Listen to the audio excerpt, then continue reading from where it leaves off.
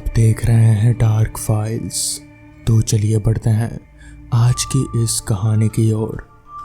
Mister रजत, आज आपकी पहली बुक रिलीज होने जा रही है, तो आपको कैसा फील हो रहा है? रिपोर्टर ने स्टेज पर बैठे शख्स से सवाल किया। मैं बचपन से ही लेखक बनना चाहता था और हमेशा से ही सोचता था कि कुछ अलग लिखूं, और आज मेरा सपना पूरा होने जा रहा है। जैसे ही उस शख्स ने जवाब दिया, पूरा हॉल तालियों की आवाज़ से गूंज उठा। उस शख्स का नाम था रजत जायसवाल, जिसकी आज पहली किताब का प्रमोशन था और अलग अलग न्यूज़ चैनल्स के रिपोर्टर्स उसका इंटरव्यू लेने आए थे। सर, आपकी इस पहली बुक का नाम है वैम्पायर इंसान से शैतान। तो क्या आप मानते हैं कि इस दुनिया में वैम्पायर जैसी भी कोई चीज़ होती है? दूसरे रिपोर्टर ने सवाल किया। हाँ बिल्कुल, मैं मानता हूँ कि इस दुनिया में भगवान के साथ साथ शैतान, भूत प्रेत, पिशाच भी होते हैं। वैम्पायर भी इसी दुनिया का एक हिस्सा है, रजत ने जवाब दिया। क्या आपने कभी वैम्पायर को देखा है? अगले रिपोर्टर ने सवाल किया। हाँ, मेरा मतलब नहीं, मैंने कभी देखा नहीं है, रजत ने जवाब दिया। सर, आज आपकी बुक रिलीज़ होने जा रही है, तो क्या आप हमें अपनी बुक के बारे में कुछ बताएंगे? मतलब इसकी कहानी के बारे में, अगले रिपोर्टर ने सवाल किया। ठीक है, मैं आप लोगों को इस बुक के बारे में बताता हूँ, रजत ने कहा और फिर बताने लगा। वैम्पायर यानी खून पीने वाला पिशाच। वैम्पायर अपनी प्यास इंसानों का खून पीकर बुझाते हैं। ये हम इंसानों की तरह ही नॉर्मल जीवन जीते हैं, लेकिन जब भी ये अपने सामने खून देखते हैं तो इनके अंदर का पिशाच जाग जाता है। खून पीने से इनकी शक्तियाँ बढ़ती है और ये खुद को तरोताज़ा महसूस करते हैं। इनकी उम्र कम नज़र आती है।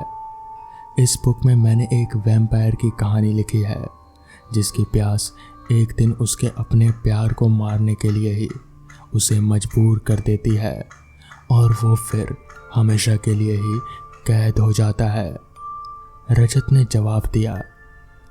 सर, आप थोड़ी कहानी भी बताइए ताकि हम लोगों को इंटरेस्ट आए और वो ज़्यादा से ज़्यादा बुक को ख़रीदें, रिपोर्टर ने कहानी सुनाने की रिक्वेस्ट की।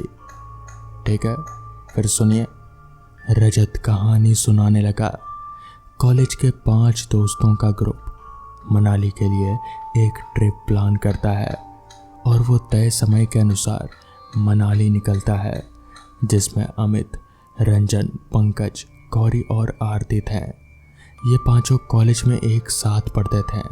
इन लोगों ने मनाली पहुंचकर अपने रूम बुक किए और सोने चले गए। अमित और गौरी दोनों प्यार में थे, मतलब कि उनकी शादी होने वाली थी, इसलिए वो दोनों एक ही रूम में रुके और बाकी सब अलग अलग।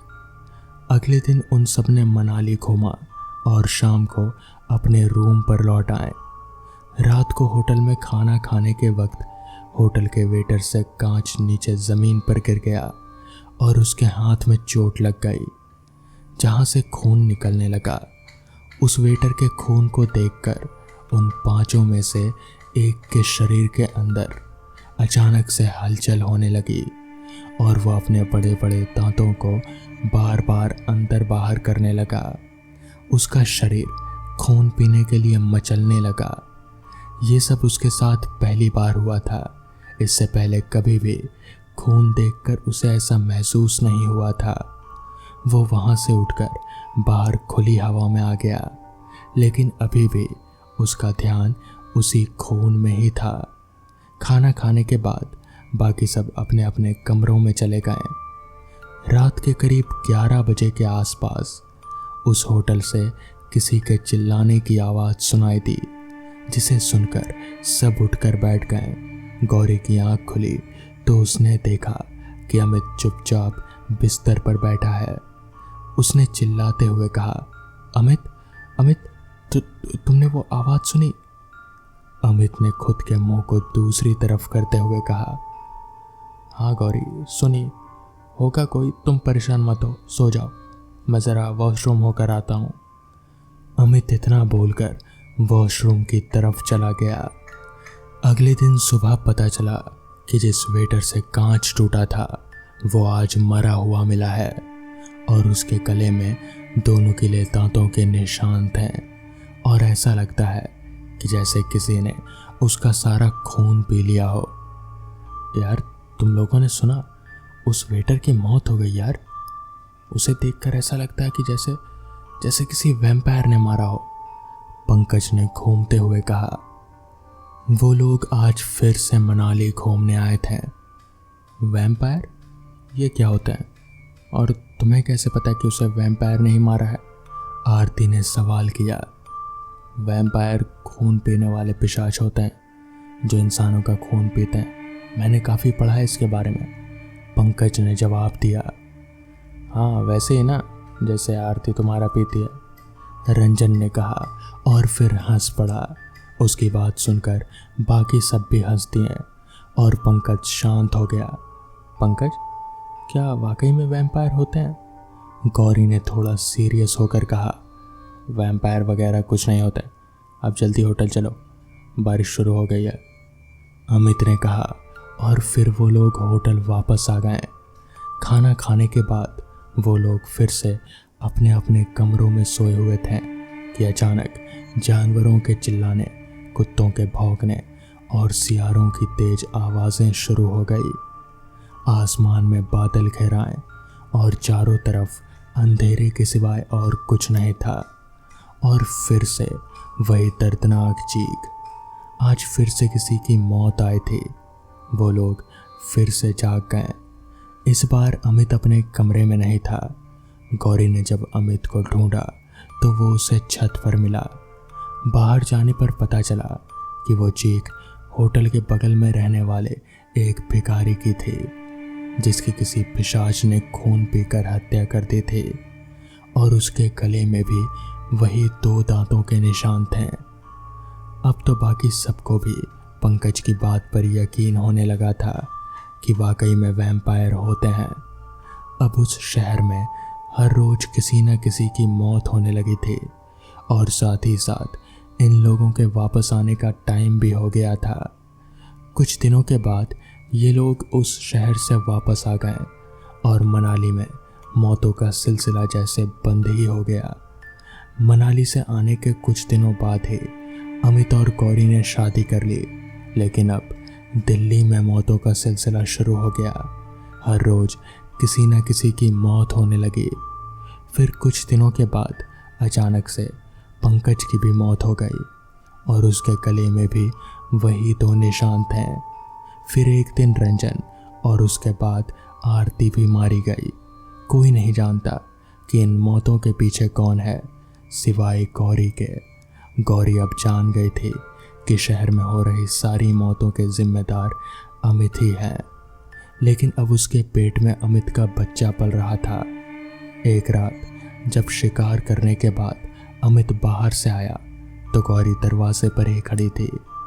गौरी ने उसका वो भयानक रूप देख लिया। जैसे ही अमित ने गौरी को देखा वो अपने इंसानी रूप में आ गया। लेकिन इससे पहले अमित कुछ समझ पाता, गौरी ने एक क्रॉस उसके शरीर में घुसा दिया और बाहर से लाए एक ताबूत में उसे बंद करके अपने घर के बने बेसमेंट में रख दिया और घर को हमेशा के लिए बंद कर दिया। उसके बाद उसने अपने पेट में पल रहे बच्चे के साथ हमेशा के लिए ही वो शहर छोड़ दिया और एक छोटे से शहर में रहने लगी।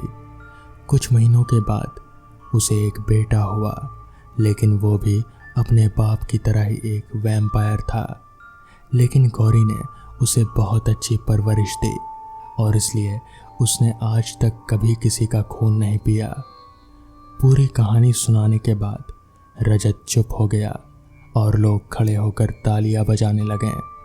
तभी एक रिपोर्टर ने खड़े होकर सवाल किया, मुझे तो आपकी कहानी सच लग रही है। मुझे लगता है आपने वैम्पायर को ज़रूर देखा होगा। रजत ज़ोर ज़ोर से हंसने लगा और फिर बोला, आप लोगों को एक सीक्रेट बताऊं? अमित और गौरी का वो बेटा मैं ही हूँ और मैं एक वैम्पायर हूँ। फिर अचानक से उसका रूप बदलने लगा और उसकी आंखें लाल स्याह और दांते बड़े हो गए। उसके इस रूप को देखकर लोग डरकर इधर उधर भागने लगे। तभी उसने कहा, घबराइए मत, मैंने आज तक कभी किसी का खून नहीं पिया और ना ही कभी पीऊँगा। मैंने अपनी माँ से वादा किया है कि मैं अपने बाप की तरह कभी नहीं बनूंगा। उसकी बातें सुनकर लोगों को यकीन हो गया। उसके बाद उस बुक की सारी कॉपियाँ बिक गईं और अगले दिन न्यूज़पेपर में हेडिंग थी, एक वैम्पायर की सच्ची कहानी। तो दोस्तों, ये थी आज की पहली कहानी। तो चलिए बढ़ते हैं आज की दूसरी कहानी की ओर। ट्रेन बहुत ही धीमी रफ्तार से पटरियों पर आगे बढ़े जा रही थी। ट्रेन के दरवाजे पर खड़ा मैं बड़ा ही उत्सुक होकर बस किसी तरह अपने गांव पहुंचना चाहता था। मैं आज काफ़ी सालों के बाद अपने गांव जा रहा हूं। काम के इस दबाव में मुझे कभी गांव जाने का मौका ही नहीं मिला, तो इसलिए इस बार जब छुट्टी मिली तो मैंने तय कर लिया कि गांव ही जाऊंगा। और इसके लिए मैंने यही ट्रेन को चुना क्योंकि ये ट्रेन काफ़ी सुविधाजनक थी। आज मैं ऑफिस का काम ख़त्म करके ही ट्रेन में चढ़ा, मगर हाँ, गांव पहुंचते पहुंचते देर रात हो जाएगी, जो कि मेरे लिए कोई चिंता वाली बात नहीं है क्योंकि रात का मुझे कोई डर नहीं है। खैर, ट्रेन धीरे धीरे आगे बढ़े जा रही थी। मैंने अपनी हाथ घड़ी में वक्त देखा तो वक्त हो रहा था रात के 11:30 बजे का। बस मुझे एक ही बात की चिंता थी कि जब मैं गांव के स्टेशन पर उतरूंगा तो क्या मुझे कोई सवारी मिलेगी भी जो मुझे अपने घर तक छोड़ पाए, या फिर मुझे पैदल ही आगे जाना पड़ेगा। अगर पैदल आगे जाना पड़ा तब तो बहुत ही चलना पड़ेगा। ऊपर से मैं काफ़ी थका हुआ भी था। खैर, भगवान से मैं बस यही दुआ कर रहा था कि कोई सवारी मिल जाए वहाँ। खैर, धीरे धीरे रेंगती हुई ट्रेन मेरे गांव के स्टेशन पर उतरी। मैं उस ट्रेन से उस स्टेशन पर उतरने वाला इकलौता शख्स था। मेरे उतरते ही कुछ 1 मिनट के अंदर ही ट्रेन आगे बढ़ गई और छुकछुकाती हुई वापस वहाँ से आगे निकल गई। मैंने स्टेशन पर खड़े होकर एक नज़र चारों तरफ घुमाई। पूरा का पूरा स्टेशन एकदम वीरान। मेरे अलावा एक परिंदा तलक भी स्टेशन पर नहीं था। मैंने मन ही मन कहा, इतने सालों में गांव में कुछ भी नहीं बदला यार, सब कुछ वैसा का वैसा ही है। स्टेशन भी बिल्कुल वैसा का वैसा ही है, खाली और सुनसान। जिसके बाद मैंने अपना बैग ज़मीन पर से उठाया और कंधे में लेकर स्टेशन से बाहर की ओर निकल पड़ा। बाहर निकलते हुए मैंने एक नज़र वापस से चारों ओर घुमाई, मगर कोई नहीं, मेरे अलावा वहाँ कोई भी नहीं था। मुझे थोड़ा अजीब सा लगा कि भला एक तो इंसान तो होते ही थे पहले, आज तो कोई भी नहीं है। शायद ये ठंड की वजह से है। यही सोचकर मैं स्टेशन से बाहर निकला और चलते हुए वहाँ आया जहाँ पर सारी सवारियाँ खड़ी रहा करती थी। मैंने वहाँ पहुँचकर नज़र दौड़ाई तो मुझे कोई भी सवारी नज़र नहीं आई सिवाय एक टूटी फूटी रिक्शा साइकिल के। मैं उस साइकिल रिक्शा के पास गया तो देखा वो रिक्शा बिल्कुल ही जर्जर हालत में है और किसी भी वक्त टूट कर बिखर सकती थी। वो चलने की हालत में तो बिल्कुल भी नहीं थी, मगर मैं मजबूर था और किसी तरह मुझे अपने घर पहुंचना ही था। पैदल चलकर तो बिल्कुल भी नहीं। तो इसीलिए मैंने उस रिक्शा के सीट पर बैठे उस रिक्शा वाले से, जो कि बैठे बैठे ही बीड़ी सुलगा रहा था, मैंने उससे पूछा, चाचा चलोगे क्या गांव? तो इस पर उस आदमी ने कहा, देखो भाई, इस वक्त बहुत रात का समय है, अगर अभी गया तो मैं 40 रुपए लूँगा, उससे कम में नहीं हो पाएगा। तो इस पर मैंने कहा, पर वैसे तो 20 रुपए में जाता है हर कोई। तो इस पर उस रिक्शे वाले ने कहा, मैंने कहा ना, रात बहुत है, रात के समय ये रास्ता बिल्कुल भी सही नहीं है, तो इसीलिए 40 तुम्हारे लिए और मेरे लिए भी। मैं जानता था कि वो रिक्शा वाला मानेगा नहीं, क्योंकि वहाँ पर वो अकेला ही था, तो इसलिए मैं राज़ी हो गया और चढ़कर उसकी रिक्शा में बैठ गया। रिक्शा पर बैठते ही मैंने उससे कहा, ये टूटेगी तो नहीं, देखकर तो लग नहीं रहा कि जा पाएगी। तो इस पर उस रिक्शा वाले ने कहा, आप बस कसकर पकड़े रहो, मैं आपको पहुंचा दूंगा सही जगह। जिसके बाद रिक्शा वाले ने बीड़ी को अपने होठों से दबाया और दोनों हाथ से हैंडल पकड़कर साइकिल रिक्शा आगे बढ़ाने लग गया। चलते चलते अब हम लोग स्टेशन से दूर निकल आए थे। तभी उस रिक्शा वाले ने मुझसे पूछा, इस गांव के तो नहीं लगते, कहाँ से आए हो? तो इस पर मैंने कहा, हाँ मैं इस गांव का नहीं हूँ, मैं शहर में रहता हूँ, वहीं जॉब करता हूँ। तो इस पर उस रिक्शा वाले ने कहा, यहाँ किसे पहचानते हो? तो इस पर मैंने एक जवाब दिया, वो मनोहर है ना, मनोहर सिंह, मैं उन्हीं का पोता हूँ। तो इस पर उस रिक्शा वाले ने एकदम से रिक्शा रोकी और पीछे पलट कर देखा, अरे तू मनोहर सिंह का पोता है, तू इतना बड़ा हो गया? तो इस पर मैंने हंसते हुए जवाब दिया, हाँ मैं मनोहर सिंह का पोता हूँ, आप जानते हैं दादाजी को? तो इस पर उस रिक्शा वाले ने वापस से रिक्शा को आगे बढ़ाते हुए कहा, जानते हैं, अरे हम लोग दोस्त हुआ करते थे, मैं और तेरा दादाजी। वो मुझे कलुआ कहकर बुलाता था। हम लोग काफ़ी अच्छे दोस्त हुआ करते थे। बचपन में हम लोग हमेशा साथ ही रहते थे, फिर बड़े हुए, जिम्मेदारी आ गई और फिर अलग अलग हो गए। यूं ही बातें करते हुए अब हम लोग गांव के काफ़ी करीब पहुंच चुके थे और मेरा घर भी अब वहां से नज़र आने लगा था। तभी उस रिक्शा वाले ने एकदम से घर से थोड़ी ही दूरी पर एक सुनसान जगह देखकर रिक्शा रोक दी और मुझसे कहा, बस बेटा यहीं तक जा सकता था मैं, इसके आगे मैं नहीं जा सकता। तो इस पर मैंने कहा, क्यों, मेरा घर तो बस थोड़ा ही दूर है। तो इस पर उस रिक्शा वाले ने कहा, नहीं बस मेरा यहीं तक काम था, अब इसके आगे मैं नहीं जा सकता।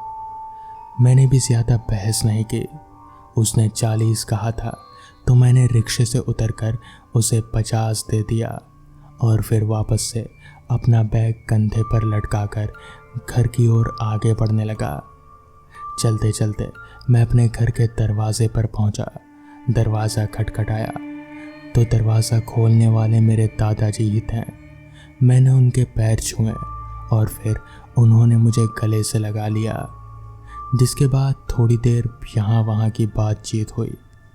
फिर दादाजी ने मुझसे पूछा, बेटा तू इतनी रात को स्टेशन से यहाँ आया कैसे? अब तक तो कोई सवारी भी नहीं मिलेगी, सारी सवारियाँ तो 8 बजे के बाद ही बंद हो जाती हैं। तो इस पर मैंने कहा, हाँ एक रिक्शा वाला था, उसका नाम तो उसने कलुआ बताया, कहा कि आप और वो काफ़ी अच्छे दोस्त हुआ करते थे बचपन में। इतना कहते ही दादाजी ने एकदम से चौंक कर मेरी ओर देखा और फिर उन्होंने कहा, क्या कलुआ? उसको मरे तो 1 महीना हो गया। वो कैसे? उसकी रिक्शा का तो रेलवे फाटक पर एक्सीडेंट हो गया था। वो ऐसा नहीं हो सकता। ये सुनकर मेरे तो जैसे पैरों तले ज़मीन ही खिसक गई। मुझे समझ नहीं आ रहा था कि आखिर वो सब क्या हुआ, वो रिक्शा वाला कौन था, ये आज तक मुझे समझ नहीं आया। खैर तो दोस्तों, ये थी आज की कहानियाँ। अगर आपको ये कहानियाँ पसंद आई हों तो वीडियो को लाइक और चैनल को सब्सक्राइब करना ना भूलें। तो मैं आपका दोस्त आर्यन जल्द ही मिलूँगा आपसे ऐसी ही नई कहानियों के साथ। तब तक के लिए अपना ख्याल रखें।